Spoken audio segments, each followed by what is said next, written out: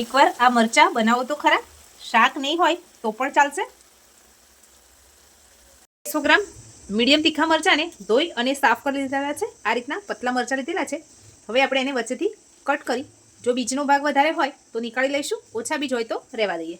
તો આ રીતે બીજનો ભાગ છે તો આપણે એમાંથી બધા બીજ નીકાળી લઈશું। આપણે મરચાંમાં ભરવા માટેનો મસાલો બનાવી લઈએ।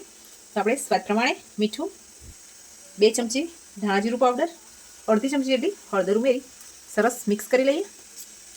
આપણે આ રીતે બધા મરચાંમાં મસાલો જે કરીને રાખ્યો છે એ ભરી દઈશું। ઉપર કઢાઈ રાખી દીધી છે। હવે આપણે એમાં તેલ ઉમેરીશું।